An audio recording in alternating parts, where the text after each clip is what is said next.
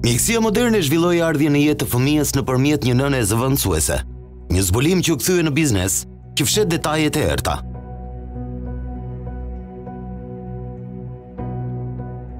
Pas luftës në Ukrainë, në rrjetet sociale Shqipëria shitet si parajsa e surrogacisë, për shkak të paqartësisë ligjore që as e lejon dhe as e ndalon. Përgjatë 2 dekadave të fundit, 10 klinika private kanë përfituar nga kjo hapësirë për të aplikuar surrogacinë dhe trajtimin in vitro. Një treg që mendohet të ketë gjeneruar rreth 1 miliard euro, por as që nuk deklarohet.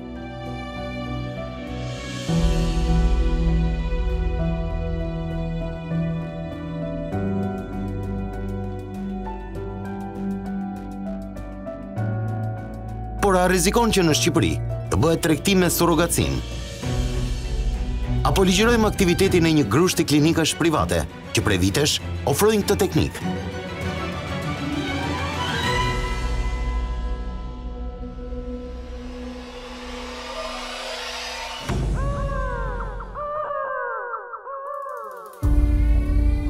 Të qarat e bebeve, që simbolizojnë lindjen e një jete të re, po dëgjohen gjithnjë më pak në të gjithë Shqipërinë. Të dhënat e Instat paraqesin një situatë të zymë se si vendi ynë rrezikon të shuhet. Në vitin 2022, në plot 44 bashki të vendit, u regjistruan më shumë funerale se sa ardhja në jetë e një fëmije. Bashkitë e vogla janë ato që i kanë bilancet më dramatike. Në vitin 2021, në bashkinë Ndropull me 41 fshatra, që deklaron një popullsi prej 23.000 banorësh, nuk lindi asnjë fëmijë, por ndruan jetë 91 persona.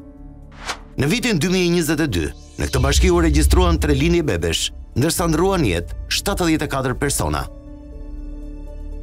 As të dhënat e përgjithshme demografike nuk japin shumë shpresë. Sipas Instat, në vitin 2023, lindën 23.617 foshnja, që rezulton të jetë shifra më e ulët që nga viti 1934, kur nisi regjistrimi lindjeve. Treguesit e lindshmërisë po ashtu dëshmojnë se në kohën e luftës së dytë botërore, kur shumica e burrave ishin në luftë, lindën më shumë bebe se sa sot. Kështu në vitin 1942, lindën mbi 36.000 bebe, ndërsa në vitin 1950, lindën mbi 47.000. Ndërkohë vitin e kaluar, lindën rreth 23.000 bebe, ndërsa numri grave në moshë riprodhimi ishte 648.000, ose 3 herë më i lartë se në vitet 1950. Me këtë normë lindshmërie, shumica e familjeve në Shqipëri nuk riprodhojnë dot as vetveten. Sipas Instat, në vitin 2023, një grua lindi 1.2 fëmijë, ndërsa në vitet 40-60, norma ka qenë 5-6 fëmijë për një grua. Për të kuptuar se sa e madhe është humbja që po pësojmë, le të krahasojmë lindjet e reja me numrin e fëmijëve që i mungojnë shkollës. Për vitin akademik 2023-2024, u regjistruan 20.000 fëmijë më pak se një vit më parë. Ndërkohë që të dhënat e Instat tregojnë se në vitin 2023 lindim pak më shumë se 23.000 fëmijë. Pra çdo vit ne humbasim një brez të tërë.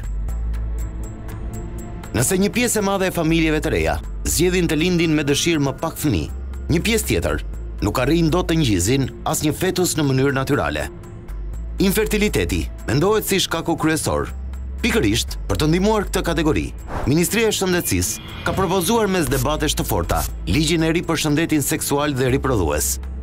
Drafti është kontestuar edhe nga vetë grupet e mjekëve, me pretendimin se nuk është bazuar mbi ndonjë studim apo të dhëna konkrete, por sugjerojnë se mund të jetë një ligj i lobuar nga spitalet private. Ligji aktual për shëndetin riprodhues daton në vitin 2002. Mira Rakacolli, zëvendës ministre e Shëndetësisë, thotë se fillimisht u mendua të ndërhyej në ligjin aktual, por ndryshimet shkonin mbi 70%, ndaj u propozua një ligj i ri. Në projekt ligjin aktual bëhet edukimi seksual bëhet me detyrim nëpër shkolla. Është forcuar shumë informacioni që duhet ju jepet adoleshentëve, mënyra se si duhet të transmetohet informacioni për shëndetin seksual dhe për ato riprodhues tek adoleshentët. Është shtuar një nen i veçantë dhe është fuqizuar shumë mëmësia e sigurt për ato drejtat dhe që ka një grua për të kryer misionin e saj më të rëndësishëm në jetë ato të sjelljes së fëmijës dhe si e siguron shteti që ta kryejë sa më mirë këtë mision. Për herë të parë, ky draft përmend edhe të drejtat e personave me aftësi të kufizuar. Ky reflektim ka ardhur pas shqetësimeve në rritje për ardhjen në jetë të fëmijëve nga dy prindër me aftësi ndryshe, të paaftë për të kujdesur për pasardhësit. Risitë që sjell ligji sjell domethënë që përmend edhe informacion dhe të drejtat që kanë përshëndetjen seksual dhe riprodukse dhe personat vulnerabël dhe ato me aftësi të kufizuar, por kjo aftësi të kufizuar është e rëndësishme.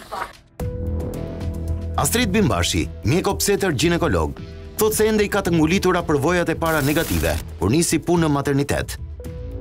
Deri në vitet 90 nga abortet kriminale vlisnin rreth 20 gra në Shqipëri dhe ishte kanë filluar punë të thënëndën dhe akoma s'më harrohet ato historira.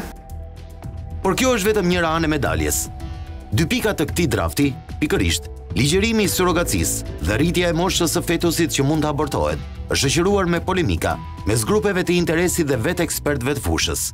Merren vezët e gruas nga vezoret. Pikpyetjet shoqërojnë edhe grupin e punës, kryesuar nga Orion Glozheni, mjek i njohur obstetër ginekolog. Ai zotron edhe një klinikë private, ku prej vitesh ofron fertilizimin in vitro, që në këtë projekt ligj zë një vend të konsiderueshëm. Ligji i ri që u prodhua ishte totalisht i mangët, ose më saktë ishte jashtëzakonisht i mangët, sepse më shumë ishte një ligj që po mbulonte linën të terapisë riprodhimit të asistuar, që ishin bërë nga njerëz të cilët, siç duket, kanë pas interesa për atë punë, po ne sot e kësaj dite nuk e kuptonim se çfarë interesi ka. Sepse një ligj i mirë i bën mirë të gjithëve. 4 shoqata të shëndetit riprodhues, ku bëjnë pjesë më shumë se 250 mjek, mami, neonatolog, ka shfaqur kontestime për draftin dhe shprehen se ai ka probleme në thelbin e tij. Sipas tyre, duhet ishin 3 ligje të veçanta që janë shëndeti riprodhues, ndërprerja vullnetare shtatzanisë dhe terapia e riprodhimit asistuar. Ne mendojmë se dokumente të tilla shumë të rëndësishme nuk mund të lihen në dorë të individëve që punojnë vetëm për interesat e tyre. Terapia e riprodhimit asistuar, e njohur ndryshe si bebet në epruvet, ofrohet në Shqipëri prej më se 25 vitesh. Fillimi i këtyre procedurave u dha fund udhëtimeve të shqiptarëve jashtë vendit, kryesisht në Turqi për të ngjizur një fëmijë. Duke qenë një sektor jashtëzakonisht fitimprurës, mendohet se klinikat kanë gjeneruar miliona euro të ardhura, pasi nuk kanë paguar kurrë taksa për procedura të tilla që janë të paqarta ligjërisht. Në këtë fushë bashkë me mjekime duhet janë parashikohet një lëvrim prej 800 milion deri 1 miliard eurosh për këto 25 vjet, minimalisht. Praktikisht vendit tonë mungoj një 15 shkolla ose një rrugë nga mungesa e taksave që nuk ja marrë në këtë fushë, asnjëherë. Pra një biznes që fsheh interesa qindra milionë euro. Betejë për të dominuar këtë treg të paeksploruar, duket se ka nisur që në vitin 2002, kur u aprovua për herë të parë ligji për shëndetin riprodhues. Pavarësisht se aso kohe, in vitro njihej pak edhe nga vetë mjekët, jo vetëm u përfshi në ligj, por zinte një pjesë të konsiderueshme të tij. Ky është ligj i vjetër, që hodhi themelet për in vitron dhe surrogacin. Por ai përcaktonte se Ministria e Shëndetësisë duhet të bënte gati aktet nënligjore për ta bërë të zbatueshëm. Akte që edhe 22 vite më pas nuk janë shkruar ende. Si pasojë, surrogacia as lejohej dhe as ndalohej. Për ashtu operuar në mulli të plot për mbi 2 dekada. Ndërsa ky treg u rrit në mënyrë eksponenciale, institucionet bënin sikur nuk e shihnin lumin e reklamave që vërshonin për këto metoda të riprodhimit. Pavarësisht këtij vakumi, 10 klinike dhe spitale private ofrojnë in vitron, duke bërë që në vendin ton t'jenë me qindra fëmijë që kanë lindur nëpërmjet kësaj teknike. Vetëm në klinikën Glozheni, që mbahet si pionier i kësaj metode dhe aplikon këtë teknikë riprodhimi që nga viti 2003, kanë ardhur në jetë mbi 2000 bebe. Mjeku Glozheni i tha njësaj histori se ai ka deklaruar rregullisht të gjitha bebet që ka krijuar në epruvet. Megjithatë, askush nuk ka asnjë të dhënë të saktë se sa fëmijë kanë lindur me këtë metodë dhe ku kanë lindur. Praktikisht nuk janë ligjet të Ministrisë së Shëndetësisë, janë ligjet të një grupi njerëzish. Ministria e Shëndetësisë pranon se nuk ka një regjistër kombëtar, i cili duhet të ishte krijuar me urdhër të titullarit që nga viti 2002. Nevoja për një regjistër të tillë ka qenë një ndër arsyet e ndërhyrjes në ligj. Në ligj është parashikuar që do të ketë një regjistër kombëtar, i cili do të menaxhohet në Ministrinë e Shëndetësisë, ku të jenë të gjitha të dhënat për njerëzit të cilët do të urojnë qelizat e tyre seksuale ose gamete siç e quajmë neve, njerëzit të cilët do të kryejnë këtë procedura, duke ruajtur gjithmonë të dhënat personale. Sipas ministrisë, ky draft ligj do të sanksionojë numrin maksimal për fëmijët e lindur që gjenerohen nga njëjti dhurues, si dhe të vendosë rregulla të qarta për ruajtjen e gametave dhe embrioneve. Kjo nismë ligjore krijon për herë të parë regjistrin kombëtar të dhuruesve të riprodhimit asistuar, i cili do të përmbajë të dhëna lidhur me dhuruesit, fëmijët e lindur nga secili dhurim, identiteti i përfituesve, vendodhja e tyre në momentin e dhurimit e të tjerë. Zheni Gjergji, kryetare e Komisionit Parlamentar për Çështjet Shëndetësore, e sheh me shqetësim mënyrën se si është hartuar drafti i ri. Ky ligj thjesht po mbron institucionet private apo do të forcojë institucionet publike. Nuk besoj se ligji i vjetër e ka penguar institucionet publike, por ta ofruar pamundësinë e pasjes së një shtatzanie normale, një gruaje që është në nevoja ekonomike të ulta, për shembull një gruaje që është pa punë, që mund të jetë përpara, ajo gjithmonë i adresohet institucioneve private dhe nuk e gjen mbështetjen e institucioneve publike. Projekt ligji nuk merr parasysh zhvillimin e politikave për natalitetin, lindshmërinë, vdekshmërinë dhe kujdesin për fëmijët. Më pas ishte mosnjohja e të drejtave themelore reprodhuese, mosnjohja e rëndësishme vdekshmërisë anëtare, për abortin po ashtu sepse një ligj për abortin një 96 nuk mund ta katandizësh me dy nene. Aktualisht Shqipëria është i vetmi vend ku lulëzon biznesi i fertilizimit in vitro, por pas një regjistër kombëtar dhe pas një të dhënë për terapinë e riprodhimit asistuar. Për 22 vitesh, Ministria e Shëndetësisë nuk ka asnjë instrument kontrolli për një proces kaq të rëndësishëm mjekësor, social, bioetik dhe juridik. Jemi vetmi vend ku të gjitha procedurat, si ovodonacioni, spermodonacioni, shtatzania surrogative, kanë qenë njëkohësisht të lishme dhe të palishme. Si pasojë, të gjithë specialistët e huaj për in vitron kanë hyrë dhe dalë nga Shqipëria pas një regjistrim në instancat përkatëse. Në këto kushte vjen ky projekt ligj i ri realizuar nga një grup pune ku vetëm doktor Gliozheni është obstetër dhe asnjë prej grupit nuk ka lidhje me shëndetin riprodhues. Dhe përsëri po i njëjti mjek si 22 vjet më parë, pionieri i terapisë së riprodhimit të asistuar në Shqipëri, fut nene në ligjin e shëndetit riprodhues, që janë në interes të privatëve dhe në kundërshtim me direktivat e KS dhe OBSH-s. Teksa sektori privat po përjeton një bum për shkak të mungesës së rregullave të qarta. Shumë të huaj vinë në Shqipëri për të përfituar nga kjo teknikë. Një metodë që në spitalet publike nuk afrohej deri në vitin 2024. Këtë vit, pas një lufte të gjatë proceduriale, ka nisur rastet e para. Janë kryer të paktën 13 fertilizime in vitro pa pagesë në spitalin publik Koço Gliozheni. Në një përgjigje me shkrim, Ministria e Shëndetësisë thotë se në vitin 2023 u miratua për herë të parë krijimi i qendrës së teknikave të riprodhimit mjekësor të asistuar, që ka kushtuar 44 milion lekë. Janë bërë disa tentativa, shpresojmë shumë që ta kemi brenda vitit, ta kemi fëmijën e parë të lindur me këtë lloj teknike të bërë tashmë në spitalin publik. Por pavarësisht optimizmit në nivelet politike të drejtimit, mjekët që shërbejnë aty nuk e fshehin skepticizmin.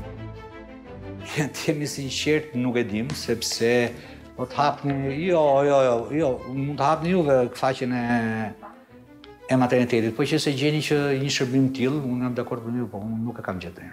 Ndërkohë që është një shërbim kombëtar. Pikërisht, pas lulëzimit të këtij shërbimi në privat, mjekët aludojnë se fshihen tregtarët e mikrojetës, ndaj një pjesë e tyre janë të rrequr.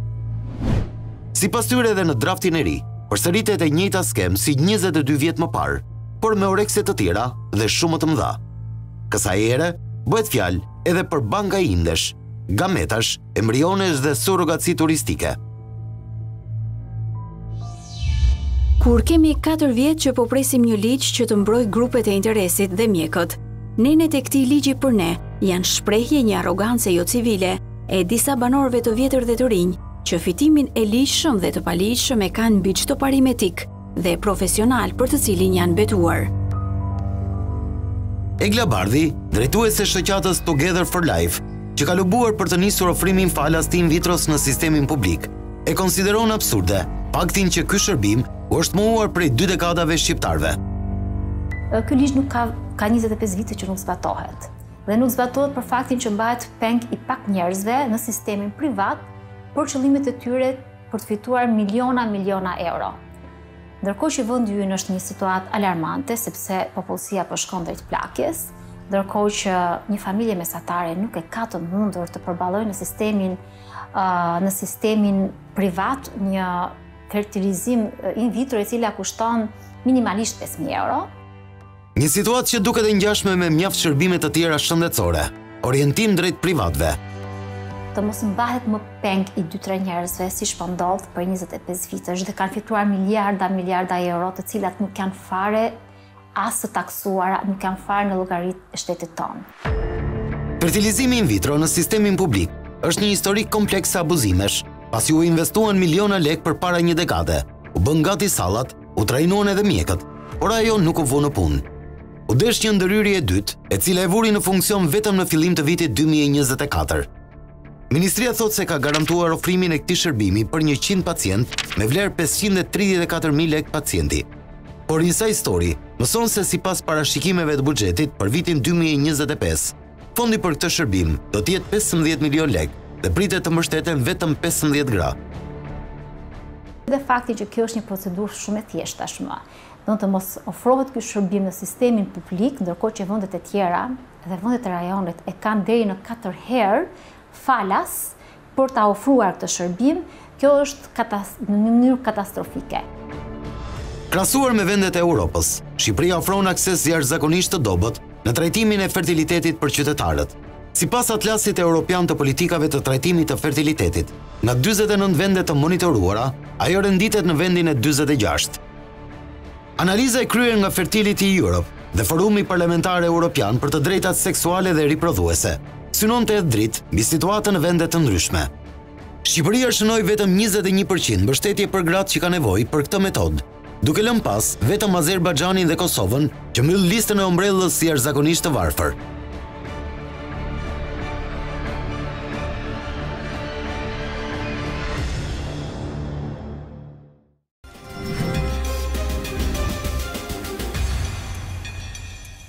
We are very excited to announce the launch of Albania, our newest surrogacy destination. Pjesa më e debatuar e draftit të ri për shëndetin riprodhues ka të bëjë me nenin 22, që i dedikohet shtazanisë surrogative. Surrogacia është një teknik fertilizimi, ose siç njihet ndryshe, mitra me qera. Një grua mban në barkun e saj dhe lind fëmijën për llogari të një tjetre. Surrogacia dallon nga aplikimi i teknikave të tjera riprodhuese.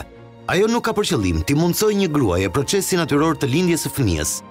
Surrogacia ka si qëllim t'i dorëzojë një fëmijë gruas që ka porositur një të tillë.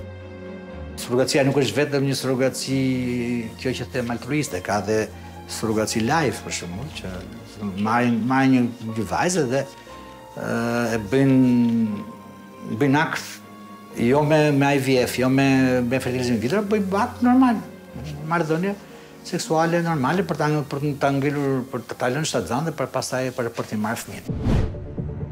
Në ligjin e vjetër, surrogacia as lejohej dhe as ndalojej, pasi duhet ishte rregulluar me akte nënligjore.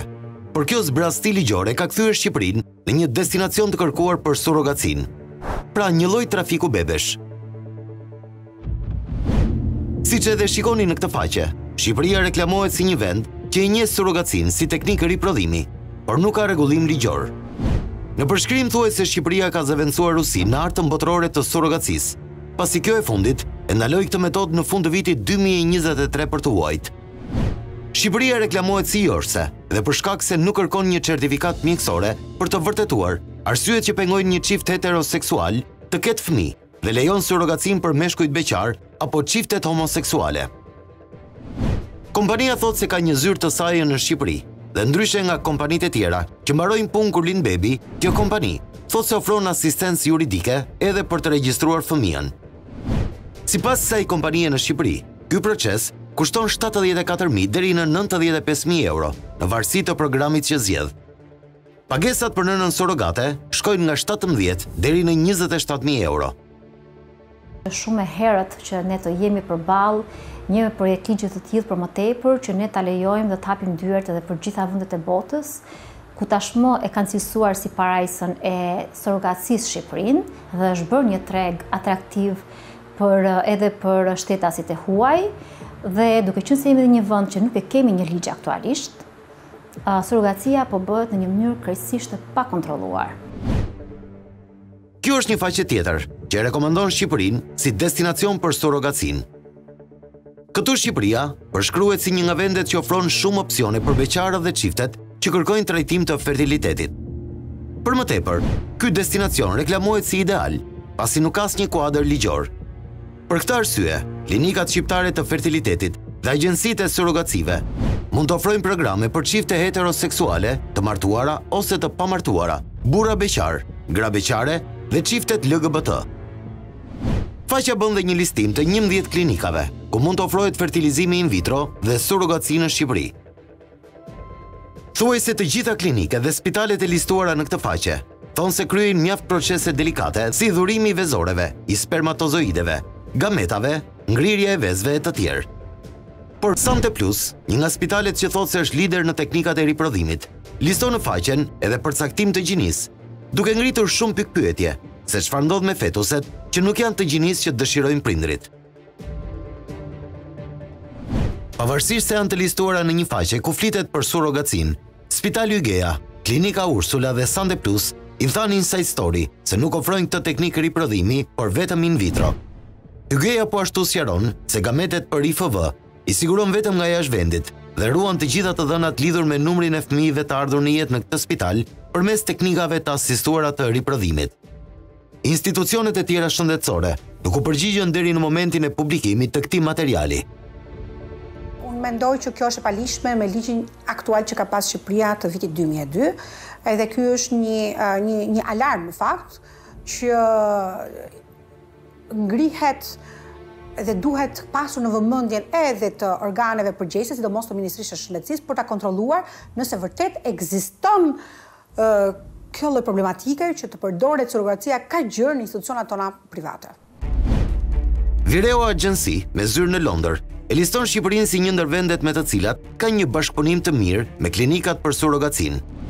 Sipas kësaj agjencie, Shqipëria është një nga destinacionet më të aksesueshme dhe me kosto efektive të surrogacisë në Evropë.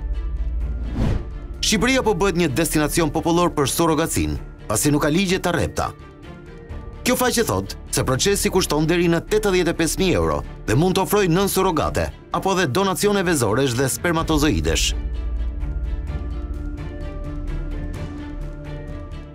Listimi i vendit tonë në këtë faqe dhe ofrimi i kësaj metode nga klinikat private tregon se surrogacia në Shqipëri aktualisht zhvillohet për qëllime tregtare dhe jo për qëllime altruiste, siç e parashikon ligji.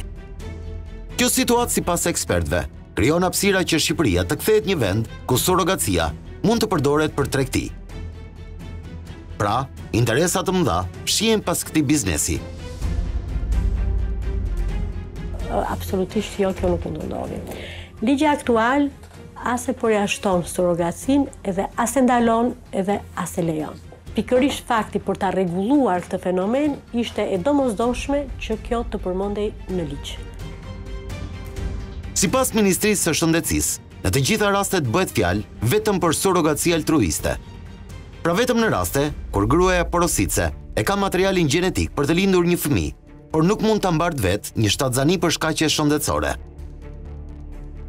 Surrogacia lejohet vetëm për ato gra të cilat nuk kanë mundësi biologjike për të rritur një embrion të tyre, pavarësisht se kanë mundësinë për të siguruar një embrion me materialin gjenetik të dy prindërve. Ajo çfarë ne propozojmë është që për momentin të ndalohet rreptësisht dhënia një shërbimi të tillë. Të vendosin kritere të qarta se kush duhet të ofrojë këtë procedurë për surrogaci. Në nenin 22 të surrogacisë nuk përmendet që kjo surrogaci do të jetë altruiste.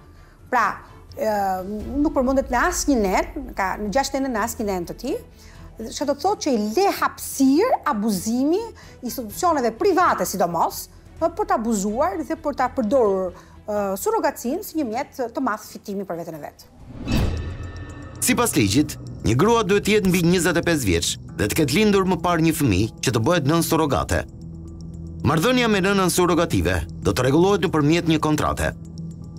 Ekspertët ngren dyshime se grupet vulnerabël dhe gratë në vështirësi ekonomike mund ta shohin si një mjet përfitimi dhe të shesin trupin e tyre për të mbajtur fëmijët e porositësit. Duke pasur parasysh mentalitetin e popullsisë shqiptare, kushtet e rënda ekonomike në të cilat ndodhen gratë, sidomos familjet shqiptare, po dhe gratë ka shtresa të mëdha vulnerabël, të cilat mund të preken, dhe mënyra se si është hartuar ky projekt ligj, ku nuk qartëson asgjë, as durimin e qelizave, po as surrogacinë si një akt altruist, unë mendoj dhe kam shumë frikë që është një vendim i parakohshëm që do të shfrytëzojë trupin e një gruaje për qëllime të mëdha përfitime. Nëse nuk mirë rregullohet nga kuadri ligjor, lë vend për abuzime, siç kemi parë në vende dhe në realitete të ndryshme. Krijon hapësira për trafikim të qenieve njerëzore, krijon hapësira për shfrytëzim të gruas, çon më tej atë punën e papaguar të gruas, sepse mbartja e këtij fetusi është një punë. Ekspertja ligjore Deanini thotë se duhet ishte bërë një debat i shëndetshëm përpara se të dilnim në përfundime. Sipas saj, nevojën më të madhe për rregullim e ka surrogacia me kundërshpërblim. Kjo është një praktikë e cila nuk do duhet të ofrohej, përsa kone nuk kemi një kuadër rregulator dhe ligjor shumë të qartë mbi surrogacinë, mbi mënyrën se si përcaktohet kundërshpërblimi, mbi mënyrën se si përzgjidhen nënat surrogate, sepse zakonisht praktikat abuzive, siç tregojnë nga realitetet tjera, tregojnë që zgjidhen disa gra që vijnë nga grupe të disavantazhuara. Në ligj nuk përmendet pagesa. Do me thonë që në ligj nuk përmendet fare pagesa, do me thonë ajo do të bëhet për qëllime altruiste. Ajo që nuk është e përcaktuar është sa shtatzani surrogative mund të mbajë një nën surrogata. 1, 2, 3, 5, pra i bie ta shfrytëzojë trupin e saj për qëllime përfitime. E dyta, kush do përgjigjet për shëndetin e nënës? Mbasi nëse shtatzania nuk shkon mirë dhe nëna mund të mbesi dhe invalide, do paguaj shoqëria shqiptare, po për fëmijën që do lejë, se do ka një fëmijë që do ta lejë vetëm, sepse do ketë rrisjet e një shtatzanie. Pra, nuk janë të përcaktuara. Ekspertët i shohin të cunguara propozimet. Sipas tyre, në këtë formë lë vend për abuzime të natyrave të ndryshme. Nga opinioni im, si eksperte ligjore dhe si e shoh në krahasim edhe me praktikat e tjera të surrogacisë në vende ku është ligjëruar prej kohësh dhe ndodh kjo praktikë, dhe ndodh në një mënyrë të rregulluar, unë mendoj që projekt ligji i propozuar nuk i mbyll këto hapësirat për abuzim me surrogacinë. Për deputeten e PD, Zheni Gjergji, që është me profesion mjeke, drafti duke folur për gruan, ka harruar fëmijët. Pra lidhjen e krijesës së re me atë që rit në trupin e saj. A jeton brenda trupit të nënës, pavarësisht se mund mos jetë gameta e nënës, por lidhja krijohet gjatë gjithë kohës. Edhe ndoshta edhe në këtë sens duhet parë që nëna që do ta mbajë të fëmijën, nëna surrogat, si do të sillet me të gjatë kohës që ai rritet. Sipas saj, nëse miratohet një ligj i tillë, atëherë duhet të bëhemi gati edhe për raste braktisjeje, pasi porositësi mund të ndrojë mendje dhe refuzon të marrë porosinë, që në këtë rast është një fëmijë. Apo edhe më keq, nëse pala porositëse ndron jetë, si do të jetë fati i këtij fëmije? Unë mendoj që ne, duke folur vetëm për gruan, do të krijojmë gruas të drejtën për të pasur një fëmijë, dhe në fakt është e drejta e çdo gruaje për ta gëzuar mëmësinë, në një formë apo një tjetër, kemi harruar fëmijët. Pra ne kemi harruar ç'do të ndodhi me fëmijët që do të vinë nga këto nënat surrogate, pra si do të përçaten ato me jetën, ku ta marrë vesh si do jetë përshqasja e tip psikologjike, përveç se braktisjes që mund të jetë edhe ndoshta ndonjëherë masive, sidomos nëse kryhet nga individ apo nga çifte që nuk do jetojnë në Shqipëri, pra që kanë leje qëndrimit përkohshme në Shqipëri, atyre nuk u pëlqen, mund ta lejnë këtu dhe të ikin. Dhe ndërkohë gruan që është ekspozuar ndaj kësaj xhatanie, ta vendosin përballë një fakti të rrisë një fëmijë tjetër. Në vitin 2019, një grup mjekësh nga Kosova u vu në akuzë se kishin transferuar embrione nga një dhurues i vetëm tek shumë persona dhe se i kishin trafikuar drejt Turqisë. Një aksion i Inspektoriatit Shëndetësor mbylli disa klinika në Kosovë për veprimtari të dyshuara me qelizat riprodhuese njerëzore. Ekspertët akuzojnë se pikërisht bangat e tilla janë tashmë ambicie artuesve të draftit të ri. Klinikat që ofrojnë këto shërbime grumbullojnë edhe materiale gjenetike, siç janë gametet njerëzore, vezore dhe spermatozoidet. Institucionet e kanë të paqartë nëse në Shqipëri lejohen donatorët vendas apo këto gamete njerëzore duhet të importohen nga jashtë. Nga klinikat e kontaktuara nga Inside Story, disa thonë se marrin materiale gjenetike nga jashtë, ndërsa disa të tjerë mburren se kanë arritur të sigurojnë donator vendas.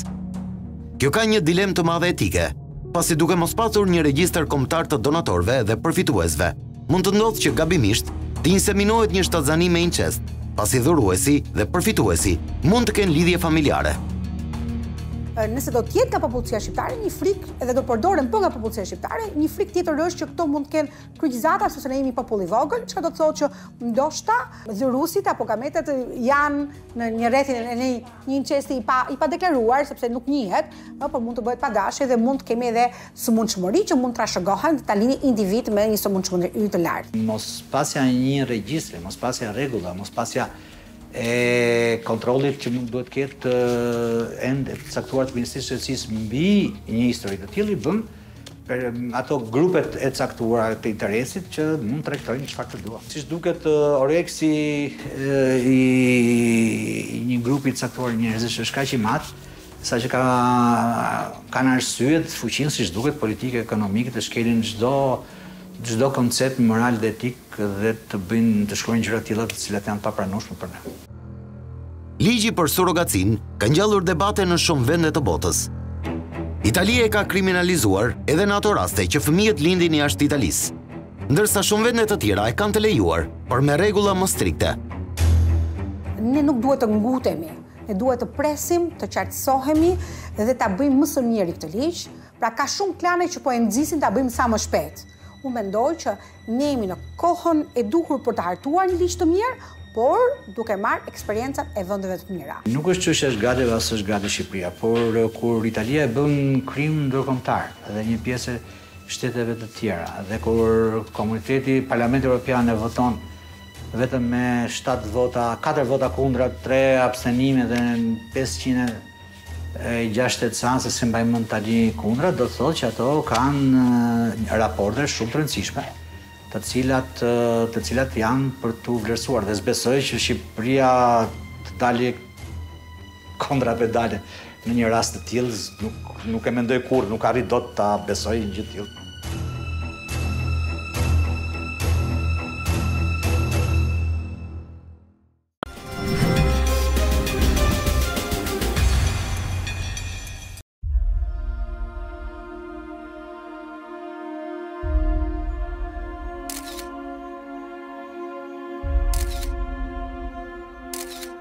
Nëse shumë persona nuk bëhen dot prindër për shkak të situatës shëndetësore, një pjesë tjetër zgjedhin me dëshirë të sjellin në jetë fëmijët e tyre me nëna zëvendësuese.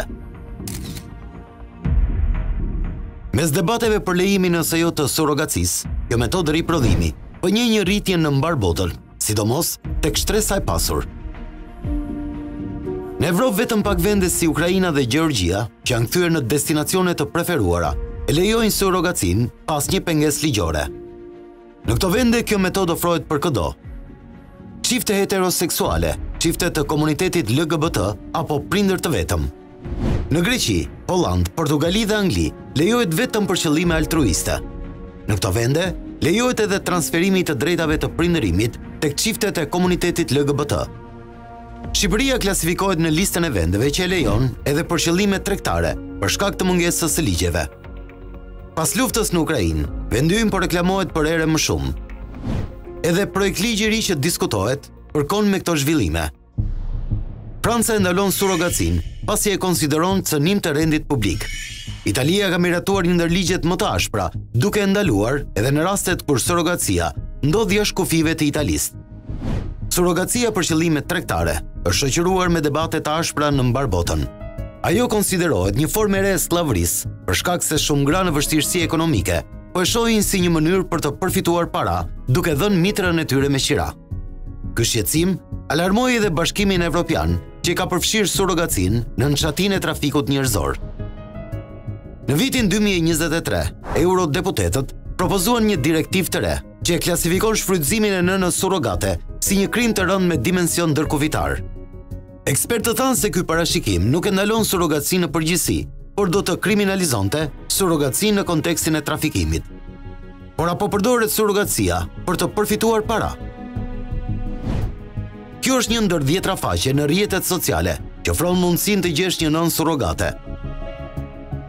Siç e shikoni, janë me qindra vajza e gra që ofrohen si nëna zëvendësuese, ndërsa qindra të tjera kontaktohen nga agjensitë. Të gjitha pothuajse thonë se dëshirojnë të bëjnë një familje të lumtur, duke i dhuruar mundësinë për të pasur një fëmijë. Por një pjesë e tyre deklarojnë se duan para për të mbyllur borxhet që kanë. Kjo grua kërkon 35.000, një tjetre i duhen para për studimet e larta, ndërsa kjo këtu do të mbajë fëmijën e një tjetre, në mënyrë që me paratë e fituara t'i ofrojë një të ardhme më të mirë djalit të saj. Përfitimet financiare nga surrogacia përshëndrohen në biznes të mirëfillt, pasi ka nga ato që kanë sjellë në jetë 2 ose 3 fëmijë si nëna zëvendësuese dhe aspirojnë ende të bëjnë një gjë të tillë. Ne shohim nëpër klinika gra moldave, gra rumune, të cilat e ofrojnë këtë shërbim për porositës jo vetëm shqiptar, por edhe të huaj kryesisht. Pra është një proces krejtësisht i pakontrolluar dhe mendoj që jemi në një situatë alarmante dhe duhet patjetër të ketë monitorim, të ketë ligje. Kësaj joshje nuk i kanë shpëtuar as gratë shqiptare, të cilat e reklamojnë vete në faqe të ndryshme. Në këtë faqe Insta Story gjeti 8 gra shqiptare që ofrohen si nëna surrogate.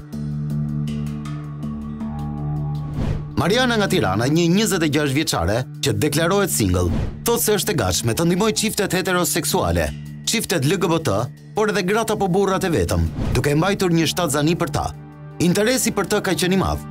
Ajo ka marrë 29 oferta nga çiftet heteroseksuale dhe ato LGBT. Midis tyre ka dhe nga ata që janë shqiptar. Maria nga Dibra, Ola nga Elbasani, Genta nga Korça, Nertila nga Vlora, por edhe Aja dhe Hazi nga Tirana, si dhe Azi nga Durrësi, thotë se janë të disponueshme për të bërë nëna zëvendësuese. Po eci në një fushë të minuar, vendi ynë nuk i ka kapacitetet për të monitoruar një proces të tillë dhe duke qenë se vendi ynë është kampion për mos zbatimin e ligjeve, mund të krijojmë situata alarmante të tipit trafikim të qenieve njerëzore. Përparimi i shkencës mjekësore në metodat e riprodhimit ka nxitur një biznes global me materialet gjenetike që mund të përdoren për të krijuar jetë të reja. Dhurimi i gametave njerëzore, siç janë spermatozoidet apo vezoret, është tendenca e shumë të rinjve. Në këtë faqe gjen djem shqiptar si Darini nga Korça, Egzoni nga Tirana apo Abjani nga Gjirokastra. Të gjithë të rinj që sapo i kanë kaluar të 20-tat. Ata duan të dhurojnë spermën e tyre. Në fund të këtij procesi, ata marrin një pagesë modeste që varion deri në 100 euro, që më pas do ju shitet çifteve që mund të kenë nevojë për këtë material gjenetik deri në 1000 euro. Dhuruesve uruhet anonimati. Ata mund t'i njohin fëmijët e tyre vetëm nëse edhe fëmijët shprehin dëshirën për të njohur babain. Të gjitha këto procedura nuk janë as pak transparente për prindërit të cilët i futen në një rrugë të tillë. Pra një nën asnjëherë nuk arrin ta kuptojë se sa vezë janë marrë nga trupi i saj. Nuk arrin ta kuptojë asnjëherë se sa embrion janë krijuar. Dhe procedura të tilla janë lehtësisht të manipulueshme dhe janë një mënyrë për të bërë një tregti të frikshme me këto materiale të cilat janë në fundit do jenë qenie njerëzore nesër. Mania për të bërë para me materialet gjenetike ka çuar në raste ekstreme. Në vitin 2023, një gjykat në Gjermani urdhëroi një 41 vjeçar të mos dhuronte më sperm, pasi dyshohet se ai mund të jetë babai 550 fëmijëve. Në akuzë për abuzime me materialet gjenetike janë vënë edhe mjek të njohur. Në vitin 2019, një gjykat në Gjermani vërtetoi se një mjek që quante veten pionier i fertilizimit kishte përdorur spermën e tij për ngjizjen e 49 fëmijëve. Përgjatë viteve 70 dhe 80, një mjek i njohur i fertilizimit in vitro në Indiana, Amerikë, përdori spermën e tij për inseminimin artificial tek qindra gra që i drejtoheshin klinikës së tij. Materiali u përdor pa dijenin dhe pa miratimin e grave. Ai dyshohet se është babai i qindra fëmijëve. Abuzimi u zbulua kur njëra nga vajzat e lindura nëpërmjet IFV bëri një test ADN dhe papritur i dolën se kishte 7 vëllezër dhe motra. E shokuar, ai e dërgoi ADN-n në një qendër përputhshmërie dhe zbuloi 94 motra dhe vëllezër. Historia tronditëse është tashmë një film në Netflix, ku disa prej fëmijëve biologjik të doktorit abuzues japin dëshmitë e tyre. Nëse dikur thuaj nëna është e sigurt me aplikimin e surrogacisë, edhe kjo nuk është më e vërtet. Panorama e aplikimit të teknikave riprodhuese përmbledh në vetvete disa personazhe, pozicioni të cilëve duhet jetë i rregulluar në mënyrë sa më të qartë. Jonada Zyberi, pedagoge në Universitetin e Vlorës, ja ka kushtuar temën e doktoraturës çështjeve të përcaktimit të atësisë për fëmijët që vinë në jetë si rezultati i metodave të riprodhimit asistuar. Me aplikimin e këtyre teknikave, bëhet e mundur që një fëmijë të ketë prindër të ndryshëm nga prindërit e tij biologjik. Si rrjedhoi, një fëmijë që vjen në jetë nëpërmjet surrogacisë mund të ketë deri në 5 prindër. Kjo pasi në këtë proces mund të përfshihen gruaja që dhuron vezët, burri që dhuron spermën, nëna surrogate, si dhe burri dhe gruaja që kanë porositur fëmijën dhe në përfundim do të njihen si prindër të tij. Një tjetër pikë mjaft e diskutueshme në projektligjin që diskutohet sot në Shqipëri është mosha kur mund të abortohet një fetus. Mosha kur mund të abortohet një fetus është rritur nga 12 javë që është në ligjin aktual, duke shkuar në 14 javë në propozimin e ri. Mjekët e kanë pritur me skepticizëm këtë ndryshim. Sipas tyre, aborti në javën e 14 rrit rrezikun për abort selektiv. Problemi i ligjit është ky, sepse në momentin që ti bën një ligj, për çfarëdo që shkruan, ti duhet të japësh sqarime të caktuara për çfarë bën. Po nuk i patë sqarime të caktuara, të gjithë mund të pastaj fillojnë sepse mund të kenë drejt. 14 mund të jetë drejt. A është e drejtë Shqipëria? Unë nuk e di, është e drejtë apo jo. Ju a them sinqerisht, është 14 apo është 12? 14 për mua është shumë, praktikisht, sepse ekografia na ka lejuar që të bëjmë shumë më tepër. Fenomeni i abortit selektiv është pranuar zyrtarisht në një raport të Instat në vitin 2014. Raporti gjinor në lindje tregon numrin e djemve të lindur të gjallë për 100 vajza të lindura. Niveli natyror i raportit gjinor në lindje duhet të jetë 105 djem për 100 vajza. Në Shqipëri kjo shifër u luat në 111 meshkuj, duke arritur një maksimum për 114 foshnjash meshkuj për 100 foshnja femra, gjatë periudhës 2006-2007. Instat e lidhi këtë diferencë në numrin e lartë të djemve të lindur me abort selektiv. Aktualisht, kjo shifër ka rënë në 107 meshkuj për 100 femra, duke i afruar raportit natyror. Mbrojtësit e të drejtave të grave kundërshtojnë edhe përcaktimet e nenit 22, sipas të cilit janë kufizuar arsyet për të cilat një grua mund të kërkojë të abortojë shtatzanin. Sipas tyre, draftiri kufizon të drejtën e grave mbi trupin e tyre. Ky projekt ligj eliminon konceptin e arsyeve të tjera sociale. Nëse e shohim në ligjin e vjetër, një nga parashikimet më të mira të këtij ligji ishte ai tokfjalëshi dhe për arsye të tjera sociale. Kjo tregon që një ligj kur e përfshin këtë konceptin e arsyeve të tjera sociale nuk është i ngurtë ndaj realiteteve sociale në të cilat ne jetojmë. Pra e lë të hapur sferën e vendimarrjes. Ekspertja ligjore Deanini sugjeron se duhet të jetë vendimi ekskluziv i gruas nëse dëshiron ta mbajë apo jo një shtatzani.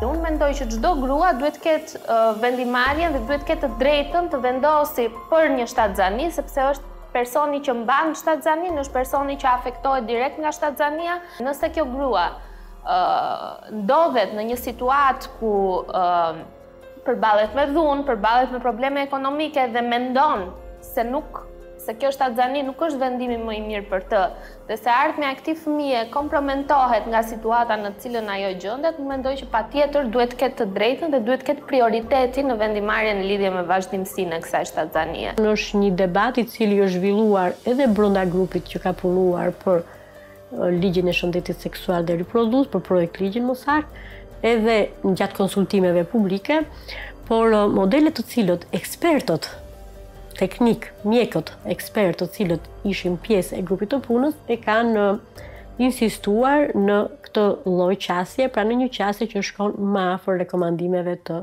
Organizatës Botërore të Shëndetësisë.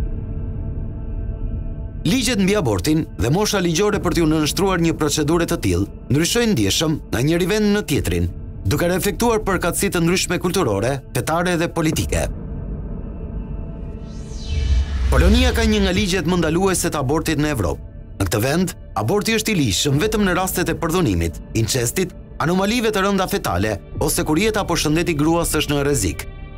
Në Portugali, Kroaci dhe Sloveni, aborti është i lishëm deri në javën e 10 të shtatzanisë. Në Francë, Zvicër, Austri, Gjermani, Itali, Greqi, Çeki, Ungari, Bullgari, Danimark, Finland, Belgjik, Norvegji, Irland, aborti është i lishëm me kërkesë deri në 12 javë shtatzani. Në Spanjë dhe Rumani, aborti është i lishëm me kërkesë deri në 14 javë të shtatzanisë. Në Suedi, është i lishëm deri në javën e 18 të shtatzanisë, ndërsa në Holland, Angli, Skoci dhe Wales, aborti lejohet deri në 24 javë shtatzani. Në këto vende, nuk ka një moshë ligjore minimale për të kryer abortin. Ajo varet nga aftësia e të rinjve për të kuptuar procedurën dhe për të dhënë pëlqimin e informuar.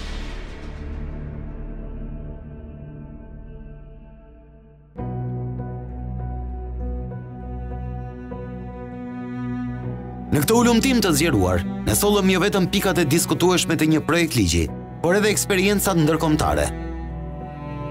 Surrogacia dhe komplikimet që lindin nga kjo procedurë janë një debat i gjerë që po zhvillohet në mbar botën. Inside Story u përpoq të jap një panoramë të kontekstit shqiptar dhe problematikave që mund të shoqërojnë këtë procedurë delikate, që ka të bëjë me mënyrën se si një fëmijë vjen në jetë. Anomalit në vendet e tjera, kritikat e ekspertëve dhe aktivistëve të drejtave, duhet të jenë një busull për të shmangur ligjërimin e dramave njerëzore.